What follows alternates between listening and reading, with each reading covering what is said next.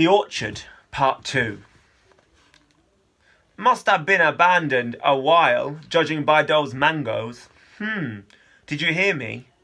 It's a shame. This waste, and it's so beautiful. She sits up suddenly. Ami, she says in a low voice, her iris is golden, her gaze fixed on me. Can I ask you something? What? Her face is smiling, but there is something uncertain in her expression, as if she is nervous or unsure. But of course, Mary is never nervous and definitely never unsure. After we get back to Coulion town and after whatever come next, can we go back to the forest? Not this forest necessarily, she adds, waving around her, but somewhere with trees and flowers and fruit and river. Why? She frowns. Because it's beautiful. And I like being here. If it weren't for why we're here in the first place. The thought drops a stone into my chest because after somehow seems sad or scary. After whatever comes next. I don't like the most of the options for what is coming next. Mary lies back down. We'll talk about what's coming next when we get to the end of the chapter. Forget it, she says sharply as though we'd argued. I open my mouth without knowing what I'm about to say when we hear Kidlat screech. Mary reacts quicker, already up and running by the time I am on my feet, disappearing out of sight through the grove. I round a line of trees and see Mary holding Kidlat to her. What is it? I pant. Not a snake. I scan the ground around them. No, says Mary, and her voice is strange, mesmeric. Ami looks up. I crane my neck back. The branches are burning. It is just like the orphanage fire, the trees flickering gold and red and brown, but there is no heat.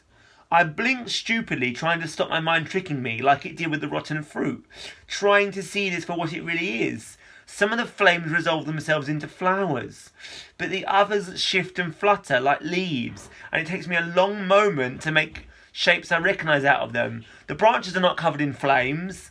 They're wings. My mind flicks to Diwatas, but then Mary claps and they lift in a great swell, not fast and angry like the flies, but like birds swooping as if through water. Mariposa, she says in the same wondering voice. And now I can see them clearly for what they are. The colours patterning each wing, the black bodies, some large, some small, and all of them shifting like breath across the clearing. Butterflies. Dozens, maybe hundreds of them, coasting on the air like a visible fluttering wind. I wonder if Nane and Amma's guamala flowers had brought so many. I want to say it's beautiful, but the word feels silly and flimsy in my mouth. If beauty had a colour, had a shape, or a taste, or a smell, it would be the colour, shape and smell and taste of this moment, exactly this. Mary's hand slides into mine, and we watch as the butterflies glide over our heads, twirling around the flowers and fruit, dipping so low I could reach out and brush their wings. Some hang in drips from branches, like oil thinking of dropping off a spoon. In the lower branches, at eye height, are endless rows of chrysalises. Some are green, some brown, but most are transparent. Showing through some of them are wings, but most of them are empty, leaving only filmy, cylindrical twists. I walk away, dropping Mary's hand. The trees, I realise now, are flame trees. Their flowers are red and splashed across the branches, showing through the coat of brown and yellow and blue. It is late for them to be flowering, so close to the rains. One miraculous thing follows another in this forest. A lump rises in my throat. Nane loves butterflies, and it's she who brought me through this forest to this fruit farm. I want to stand there forever, and it is beginning to feel as if we will when Mary breaks the whispering silence. Come on, she says, shaking off the trance. We're so close. We shouldn't stop now. I nod. The butterflies have lifted at her voice and are swirling again. They rise off the eddy of the air like leaves, shedding water, wings shining. We turn away slowly, my heart dropping with every step. But when we walk on through the trees, there are more hanging from fruit and from each other and taking flight as we walk past until a flock is beating its way above our heads. Anything else in this number will be frightening, but I am learning that it is impossible to be scared of butterflies. We rejoin the river on the far side of the rotten mango grove, and again the road is visible from the bank. We are so close now. With our escort of wings above us, around us, we walk through the butterfly forest. Before I've noticed the time passing or the distance closing, we are in front of a small rocky escarpment that marks the outer boundary of the town. The water slides beneath it, but we have to climb. We crawl, keeping our bodies close to the rocks, and lie on our bellies to peer over the top. Buildings come into sight, the backs of houses, and the low-slung shadow of a fence. There were never houses this close to the forest before.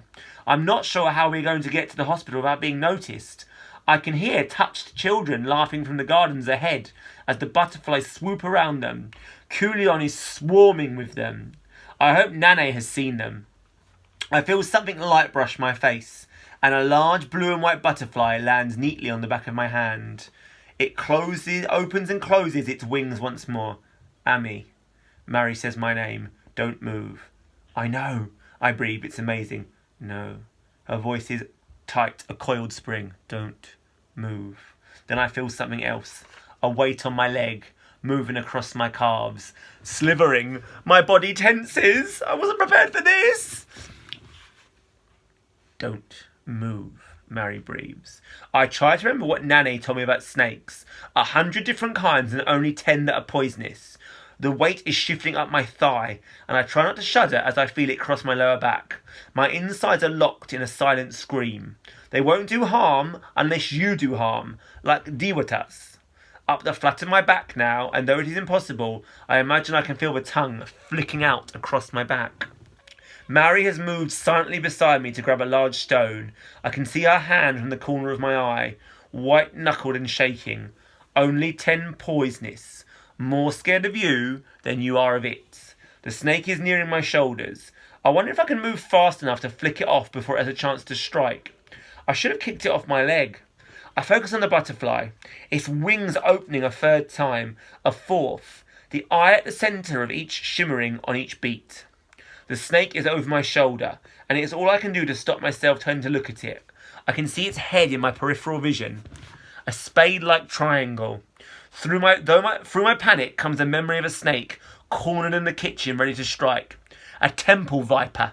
Nane, said Nane, opening the back door wide and leading me out of the house. Never anger it. Best to leave it to find its own way out. The tongue flicks. Never anger it. Definitely poisonous. A chill descends my spine.